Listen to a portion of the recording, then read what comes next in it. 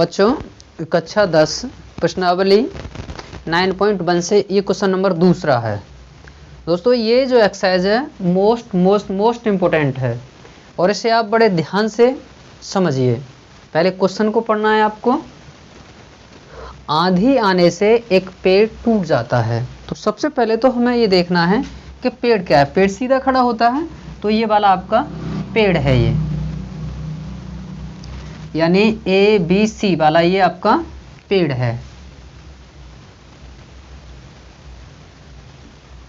यहाँ पर हम इस तरह से इसे पेड़ मान लेते हैं, ये पेड़ है। और टूटा हुआ भाग इस तरह मुड़ जाता है, यानी वो मुड़ता है टूट करके कि पेड़ का शिखर जमीन को छूने लगता है।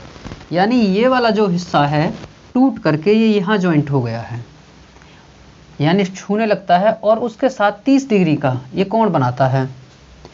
पेड़ के पाद बिंदु, यानी पेड़ का पाद बिंदु कौन सा है? ये वाला, इसका ये वाला जो है ये पाद बिंदु है। ये इसका पाद बिंदु है की दूरी जहां पेड़ का शिखर जमीन को छूता है 8 मीटर है, यानी ये क्या है 8 मीटर है।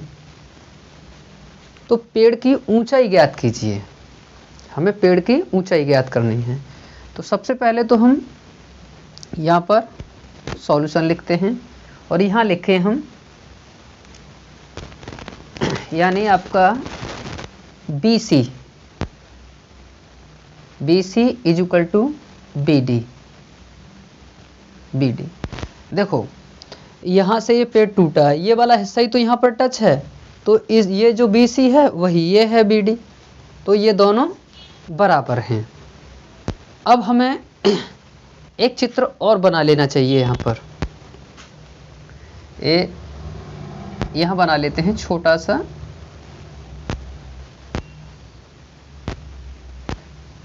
ये 30 हो गया और ये A और B और ये D, ये वाला आपका 8 मीटर है। अब देखो हमने वहाँ समझ लिया। अब समझने के बाद जब सॉल्यूशन करते हैं तो हमें इस पर ध्यान देना है। इस पर ध्यान क्या देना है? हमें ये AB साइड और ये वाली लेनी है हमें। तो ये क्या है आपका, देखो जो कोण है कोण के सामने का, यानी जो थीटा कोण होता है उसके सामने का लंब होता है आपका। तो ये वाला क्या है, ये लंब है। और ये 90 डिग्री के सामने वाला आपका कर्ण होता है। और एक साइड जो बची है वो नीचे जमीन वाली, वो आधार होता है आपका। तो हमें क्या करना है, 2 साइड लेनी है, यानी हम पहले इस साइड को निकालेंगे। तो यहाँ लिखेंगे त्रिभुज ABD में, यहाँ पर लंब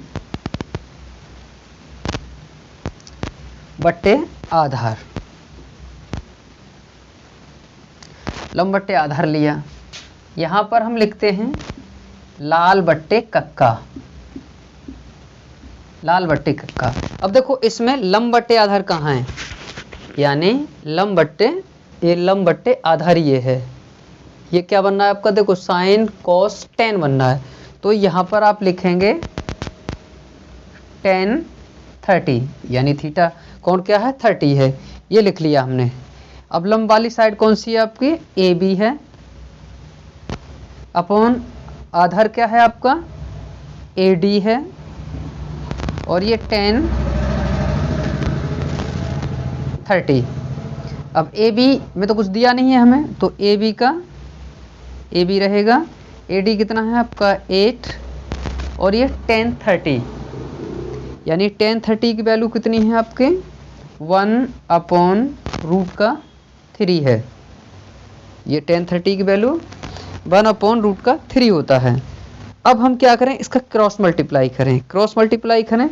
तो ये क्या हो जाएगा, √3 AB इज इक्वल टू 8 बन जा 8। ये हो गया इतना। उसके बाद यहाँ करते हैं AB इज इक्वल टू, देखो 8 है इधर, और ये वाला देखो यहाँ मल्टीप्लाई में है, डिवाइड में चला जाएगा √3। इसे हम क्या करें, समीकरण 1 मान लेते हैं। उसके बाद में हम ये वाली साइड लेंगे, ये साइड लेंगे और ये वाली साइड लेंगे। क्यों लेंगे, देखो ये तो हमने निकाल लिया, ए बी यानी 8/√3 निकल आया। अब इसे लेंगे क्योंकि ये जो पेड़ है यहाँ से टूटा है वो साइड यही तो है। अगर हम इसे निकाल लें इस साइड को और इस वाली साइड को, इस वाली साइड को, दोनों को जोड़ दें तो हमारा जो h है वो निकल के आ जाएगा। तो हम यहाँ हमें क्या लिखना चाहिए, यहाँ पर कर्ण निकालना है हमें, तो हम आधार लिख लेते हैं यहाँ पर। पहले तो हमें त्रिभुज लिखना पड़ेगा, त्रिभुज ए बी डी में, त्रिभुज ए बी डी में आधार बट्टे कर्ण। देखो आधार बट्टे कर्ण क्या होता है, ये कॉस होता है आपका, यानी ये कॉस 30 हो जाएगा ये। अब आधार कितना है आपका, आधार है 8 और कर्ण कितना है आपका, कर्ण दिया ही नहीं है, तो हम क्या करें, इसे बी डी ले लें और उसके बाद में हमें cos 30 की वैल्यू निकालनी है, यानी cos 30 की वैल्यू हमें रखनी पड़ेगी यहाँ पर।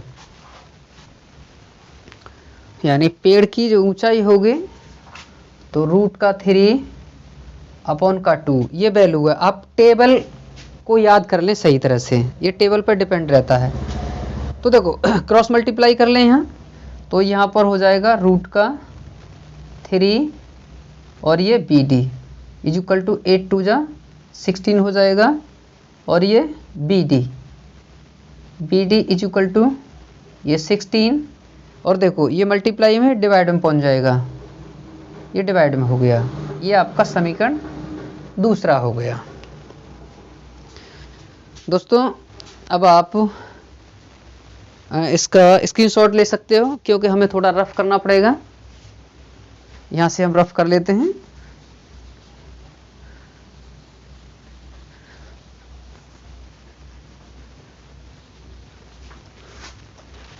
यहाँ लिखेंगे अतः पेड़ की ऊंचाई, देखो पेड़ की ऊंचाई क्या है, h है, तो h क्या बनेगी आपकी, एक तो A B plus B D हो जाएगी। देखो यहाँ समझ लो, यानी ए बी और ये बी और डी, यानी ये ऊपर वाला भाग है यहाँ टूट के आ गया है, तो इसको और इसको जोड़ देंगे आ जाएगी। तो यहाँ हम h इक्वल टू, देखो ए बी कितना आया है हमारा, यहाँ ए बी आया है 8 और √3 प्लस बी डी कितना आया है हमारा 16/√3। तो यहाँ पर h इक्वल टू, देखो जब आपका जो डिनोमिनेटर होता है यानी जो हर समान हो, तो क्या करते हैं हम यहाँ पर √3 रखेंगे और इसे जोड़ देते हैं। 16 और 4 20 और 4 ये 24 हो जाएगा, ये 24 हो गया। अब हम क्या देखते हैं कि कभी भी नीचे जो आपका हर होता है उसे रूट में नहीं छोड़ते हैं, तो इसका क्या करेंगे, परमेयीकरण करेंगे। परमेयीकरण करते हैं तो क्या करते हैं, जो नीचे जो हर है आपका रूट वाली संख्या का, उसका हम ऊपर और नीचे गुणा कर देते हैं। तो देखो यहाँ पर हम गुणा करेंगे, तो यहाँ पर 24 गुणा √3, और देखो √3 तो यहाँ है ही है, और एक √3 से गुणा करेंगे। तो यहाँ पर h इक्वल टू ये कितना हो जाएगा आपका 24 और ये √3। देखो यहाँ एक स्टेप और बढ़ा देते हैं। देखो 24 और √3 अपॉन में 3 त्रिका ये 9 हो जाएगा, ये 9 हो गया। जब बाहर निकल के आएगा ये, चलो यहाँ निकाल लेते हैं आपको कन्फ्यूजिंग ना हो।